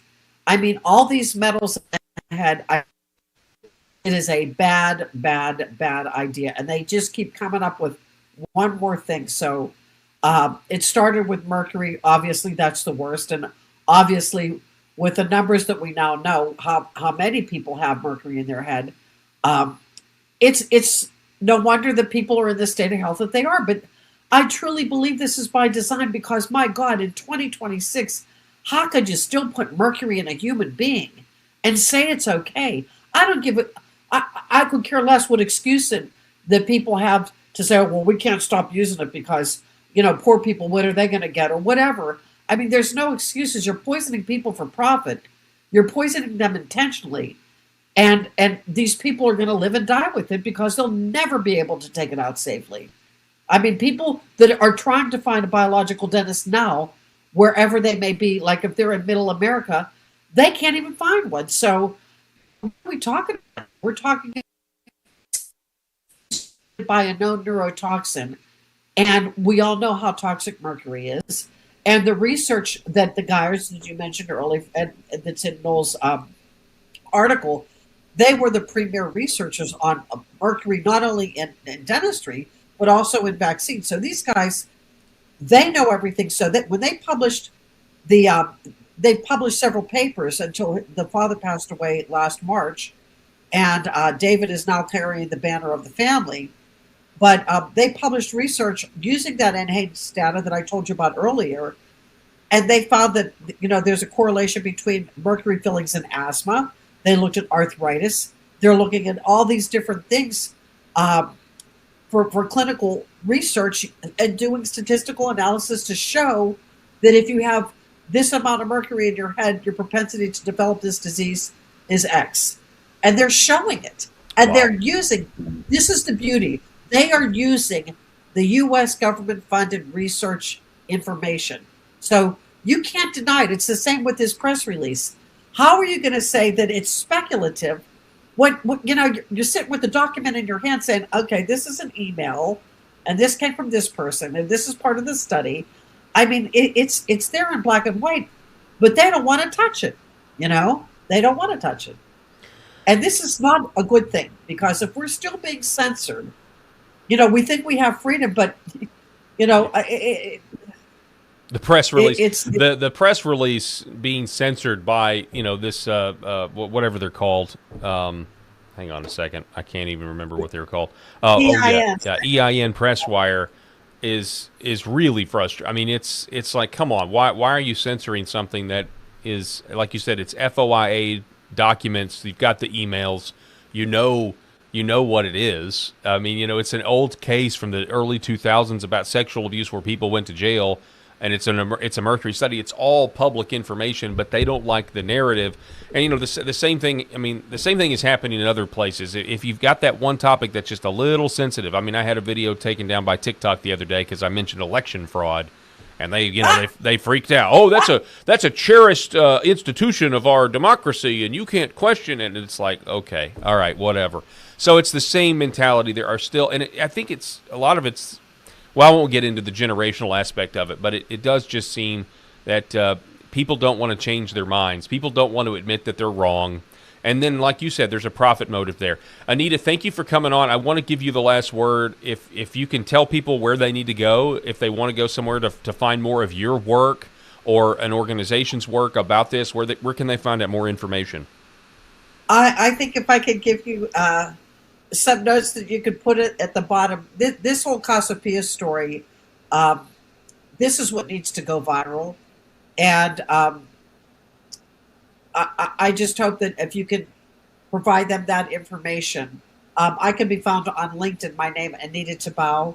I post things there, and that's usually my main frame where I go to because it's more science-oriented, but I'm also on Facebook, and I'm also on Instagram. I'm doing my best. I'm also on X. And people are working tirelessly to expose this, because once the world knows that a study that was done that poisoned little kids, now mind you, we were talking about the amount of fillings in people's heads. These kids had up to 19 mercury fillings in their heads. They lowered the IQ to do this research on these kids that were already considered handicapped. Wow. So, I mean, when you look at the whole big picture of this thing, people should go to jail for this. And I really mean that.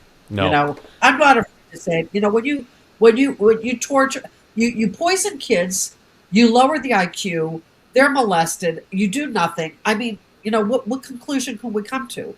What kind of a society are we living in? I mean, we have to do something to help these kids now, even though they're no longer babies. They're like, you know, 30s, early 40s. But we still have to help them. And that's my goal in this whole picture, because we will be able to see what their health looks like today. And I know, based on what it was when they were at the study in the beginning, it's not going to be good. It's not going to be good. Noel Fritsch concludes his article by saying, the children of the Cassiopeia amalgam study were among the most vulnerable members of society, yet they were exposed to a known neurotoxin in the name of research. When science ignores risk, consent, and vulnerability, accountability is not optional, it is required. I agree with you, Anita.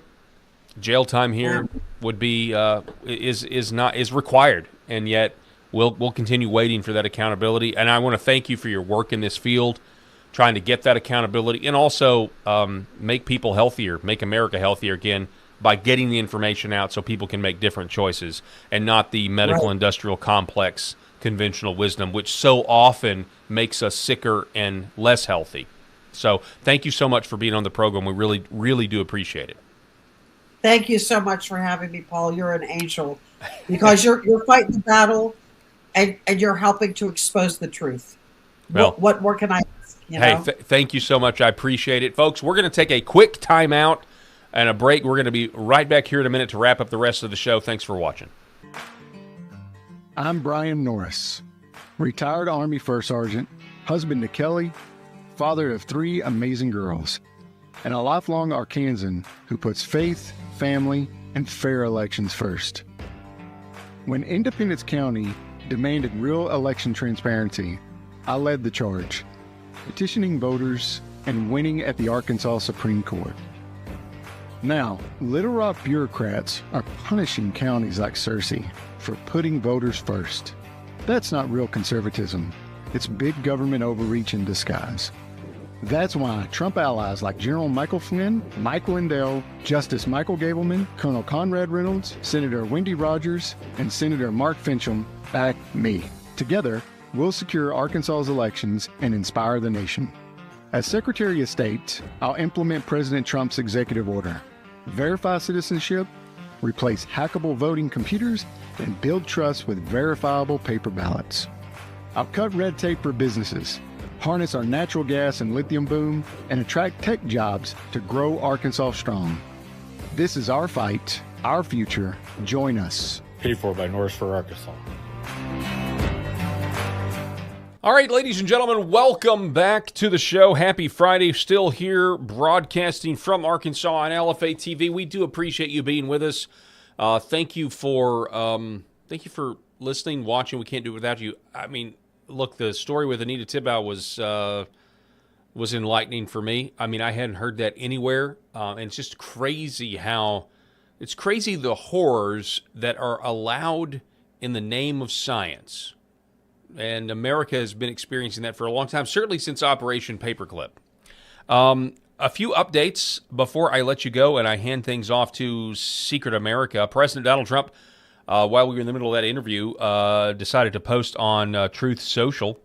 And this is, I think, good news. He says, quote, "We are getting very close to meeting our objectives as we consider winding down our great military efforts in the Middle East with respect to the terrorist regime of Iran. Number one, completely degrading Iranian missile capacity, launchers, and everything else pertaining to them. Number two, destroying Iran's defense industrial base. Number three, eliminating their Navy and Air Force, including anti-aircraft weaponry. Number four, never allowing Iran to get even close to nuclear capacity and always being in a position where the USA can quickly and powerfully react to such a situation should it take place. Number five, protecting at the highest level our Middle Eastern allies, including Israel, Saudi Arabia, Qatar, and the United Arab Emirates, Bahrain, Kuwait, and others. The Hormuz Strait will have to be guarded and policed as necessary by other nations who use it. The United States does not. If asked, we will help these countries in their Hormuz efforts, but it shouldn't be necessary once Iran's threat is eradicated. Importantly, it will be an easy military operation for them. Thank you for your attention to this matter, President Donald J. Trump." Now, this is a big deal because again, as I said earlier in the show, I think we got to find an off-ramp here because things are going to get out of hand here domestically. They already are in some instances. As the futures markets, so the markets have closed, the futures markets, the U.S. 12-month inflation expectations have now surged to 5.2%, the highest level since March of 2023. In just 3 weeks, markets have gone from pricing in rate cuts to rate hikes. I don't know if you can see that graph there, but that is a huge jump. That's concerning as oil prices are also on the rise. We're up now to $98.09, and that is in our oil market. There are two others. So that's something to think about. Also, domestically, you also have to think about what's going on right now with the TSA because the Democrats, I mean, here Chuck Schumer once again voted no on reopening the DHS, all but guaranteeing the funding bill will fail. TSA chaos will get worse. So you have, CNN covering the long lines here. Phil Jackson International Airport. And you look back here, you can see that 120-minute wait posted there, but that's not from this part of the line. That's from the up front part of it. We've already talked to the folks who are right there. They're probably going to miss. So, yeah, you can thank a Democrat, but there are issues here that need to be resolved. The TSA line. The line where you get your ID and boarding pass checked is all the way up there. It comes around here all the way around, all the way around, all the way around. So that's Houston. What you saw just a second ago was Atlanta. So, I mean, you know, it's there are a lot of things, you know, and then we also have the good news, and I'm going to say this. We do have this good news that James Comey has been subpoenaed, DOJ investigation of Obama officials. I am hoping that this grand jury in Florida really starts to get things moving here domestically when it comes to holding the intel oligarchy accountable for framing Donald Trump for treason and really turning all of these Patriot Act tools that were supposed to fight the war on terror against the American people because we voted for people that they don't like. So that is certainly something to consider and something to think about. Okay. Now, with that being said, I don't know if we've done this week. We may have. I can't remember, but it's now time for my favorite segment. And let us confess our faith today in the words of the Sparkle Creed. I believe in the non-binary God. And now it's time for I'm Already Against Women Clergy. You don't have to convince me. For this edition of I'm Already Against Women Clergy, you don't have to convince me. It's brought to you by Protestia. The Reverend Mia Crothwaite of Kuna United Methodist Church attempts to make the biblical case for being pro-choice. Let's listen to this. Today we're going to talk about compassion regarding women's health and abortion. 50% of you, when we did the survey, said this was an important issue to you. Mm-hmm. Now, last week, I pointed out a worry of mine, an anxiety of mine, that in the climate we're in right now, a single word or a phrase can kind of kick off a political narrative, and then you stop listening. Yes.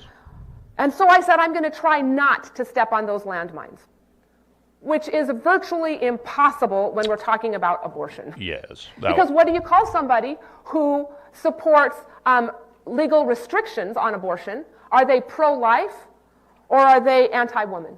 I use. But what do you also, like, what word do we use for that biological entity that at birth we would call a baby? Our language can kick off, you know, all kinds of stuff. Do we call it a preborn baby? Do we call it a fetus? We call it a baby? I'll tell you medically, it's a zygote, and then it's a blastocyst up to week 3. Well, that's and a then life. At week 3, it becomes an embryo, and then at week 9... You found that, if somebody found that on the moon, they'd say, we found life on the moon. Called a fetus until birth. So this is tricky stuff. Not Just really. talking about it kicks off. All you got to do is go to Scripture. Saying what side you're on. One of the foundations of compassion is that we listen for understanding rather than demanding that our preferred language be used. And it can be uncomfortable. So I am asking for compassion, for compassionate listening, for compassion around women's health and abortion. So some thinks there should be no restrictions at all, that this really is about the right of women whose body is just as involved to determine what goes on with their body, and they have scripture to support them. Numbers 5:21-28 actually outlines the right abortion process. So you go to the priest, and the priest gives the woman, it's called bitter water. We don't have a recipe for this bitter water. Then it says, the water shall enter into her and cause bitter pain, and her womb shall discharge. Or Genesis 2:7 says, the Lord God formed man from the dust of the ground and breathed into his nostrils the breath of life, and the man became a living being. That life begins at breath. Or Exodus 21, which lays out the penalties for assault, and the penalties are... Oh, yeah, I mean, no, it's very clear. Life begins at conception. The Lord knew us, knitted us together in the womb. And this woke pastrix is doing anything she can to excuse what members of her own congregation and she herself believes, which is we've got to find a way to give women the exclusive right to kill babies. I'm already against women clergy. You didn't have to convince This me. has been I'm Already Against Women Clergy. You don't have to convince me. All right, ladies and gentlemen, that is all the time we have for this edition. I will remind everybody this is when you go to church this weekend. Have a blessed Lord's Day. If you don't go to church, find a church that preaches the death, burial, and resurrection of Jesus Christ. We will see you. We'll be fully loaded on Monday. God bless. Have a great Lord's Day.